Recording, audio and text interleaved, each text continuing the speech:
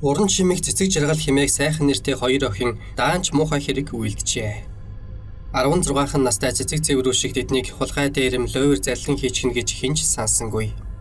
Ёстой л хүүхдийн цагаан цайлган зан гэжид итгэж явсан хэрэг. Харамсалтай нь уран чимээх цэцэг жаргал хоёр хүүхдийн цагаан цайлган зангаас аль хэдийн халиад томчуудаас тутахааргүй муу санаатай болж заримдаа бүр шорончсон этгээд шиг авирлсан байхыг яана. Мань хоёр голдуу хар хорин зах хаваар явж хулгай зарлан хийдэг байж. Нэг өдөр уран чимээх цэцэг жаргалд хандаж өвөл болж байдаг энэ муу пүүз хөлд ааруулад байх юм. Хоёулаа өнөөдөр гутгийн хэсгээр явж гутал өөдөн татах уу гэхэд цаадах нь би ч гэсэн гуталтай болмоор байна. Даанч лангуунаас гутал шүүрлээ гэж бодоход өрөөсөн гутал олдно шүү дээ. Өрөөснийг нь хаанаас олох юм бэ хэмээжээ. Уран чимээх хариуд нь зүгээр чи дуугүй л намайг дагаад яв. Муусын лангуунуудтай болох харьцахгүй шүү. Би нэг гоё арга бодож олсон гэсэн байна. Ингээд мань хоёр гутлын лангуу хаваар нэг хэсэг эргэлджээ. Тэгтэл 20 гаруй насны бүсгүй 3-4 хоос гутал барьчихсан лангуунаас нилээд зайдуу зогсож байхыг уран чимээх харамгацсан. Миний хүсэж байгаа юм энэ л байхгүй юу? Намайг чи одоо яаж ажиллахыг хараарай. Гээд цэцэг жаргалыг дагуулад мөнөөх бүсгүйдээр явж очсон байна. Тэгээд гутлнуудаас нэгийг шүүрч аваад энэ ёстой гой гутал байна. Надад яг таарна. Хідээр зарах юм бэ? Гэхэд бүсгүй 30 мянгаас яриад 27-д өгчихнө гэжээ. Уран чимээх түүн рүү их л баясгалантайгаар инэв хийлэн харснаа.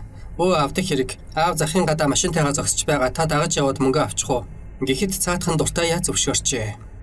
Тэгмэх уран чимээг тэртээ тэргүүл авахаас хойш өмсчихье. Гээд уранхай пүүзээ шууд тайлж хаяад барьж байсан гутлаа өмсчихсэн байна. Цэцэг жаргалж түүний дуурайгаад нэг гутал шүүрч аваад өмсчихөж. Ингээд тэд бүсгүй дагуулад захын хашаанаас гарчээ. Уран чимээг замын цаад талд машинаа арчаад зогсож байсан нэг хүн рүү зааснаа. Манай аав тэр байна.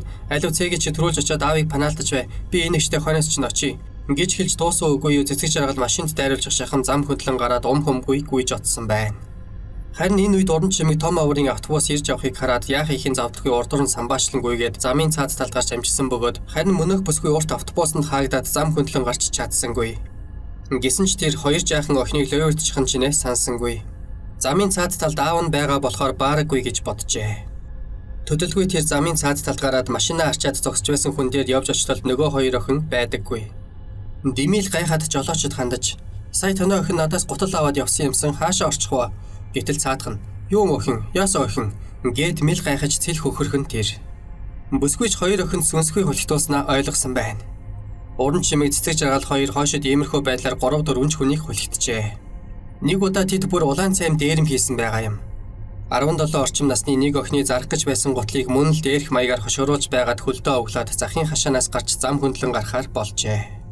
Ингивч цаад охин нь нилээд хашир хэрсүү охин байсан тул уран чимгийн гараа сатгачхаад тавихгүй байж. Түүнд үнэндээ зүгтах боломж олгосонгүй. Тэглээч уран чимээг хөөхөн зайл зөхиоч. Аав саяхан л энд зогсож байсан юмсан. Гэрлүүгээ орчиж та ерөөсөө манад очиод мөнгө авчих. Манайх тэр байр. Гээд хар хорин захын хойд талын 9 давхар орон сууц руу заажээ. Төдөлгүй хоёр охин түүнийг орон сууцны эхний орц руу дагуулж ороод 9 давхарт гарсан байна. Энэ үед цэцэг жаргал өмтнийхөө халааснаас ихмэл хутаг гаргаж ирээд чи биднээс мөнгө аавна гэж бодож байна уу? Харин ч бидэнд мөнгө өгөх ёстой шүү. Гээд цүнх болон гар утсыг нь булааж аваад өмнө нь бэлдсэн янсан уцаараа мөнөөх охины хоёр гарыг шатнаас дангин төлхүүлээд хөмгөй зүгтэж оцсон байгаа юм. 2 хоногийн дараа мань хоёр шинэ гутлаа өмсчихсэн хар хорин зах хаваар дахиад л эргэлзсэн бөгөөд нэг залуу тэдний хойноос дахин мөрдөж байсаар гиндүүлэн барьж аваад цагдаа дуудсан нь дээрх бүсгүйн нөхөр байж. Цагдаад мэдгдсэн нь энэ болохоос цаана нь мэдэгдээгүй хичнээн хэрэг үйлснэг бүү мэд. Хоёр охин гутал гулруулахаас өмнө ихэвчлэн хуушур гулруулдаг байж. Бараан зах дээр байх бас нэгэн бэсрэгхэн зах гэвэл халуун хоолцай бууз хуушур зардаг хүмүүс. Эдгээр хүмүүс цагдаа нарын хараанд өртөхгүй тулд савтай хуушур буузаа олноор нь бөөнтгийг өртөл болгодог бөгөөд харамсалтай нь ингэж олноор нь авах хүн тэр бүр гарч ирдэггүй аач. Хаяа нэг ингэж бөөндвөл тэнгэрийн умдаг атгахчлаа гэж бэлэгшээдэг ажээ. Уран чимээх цэцэг жаргал хоёр чухам үүн дээр нь дөрөөлдөг байж. Нэг өдөр мань хоёр том савтай хуушур зарж явсан 20 гаруй насны бүсгүйн хуушураа самсч үзснэ. Их гой хуушур байна. Наа чинь хэд байгаа юм бэ? Бүгдийг нь авъя гэхэд цаадах нь тэгэж тэ 30 гаруй хуушур байна. Яасан буянтай охид вэ? Гээд сүйд болжээ. Тэгтэл уран чимээг даанч бидэнд одоо мөнгө алга. Манайх замын хойд талын 9 давхарт байдаг юм. Ээж маань хэдэн хүнээр байраа засуулж байгаа юм л да. Тэгээд л намайг аятайхан хуушур зарж байгаа хүн байвал дагуулад иргэсэн байхгүй юу? Та явна уу байна уу өөрөө л мэд.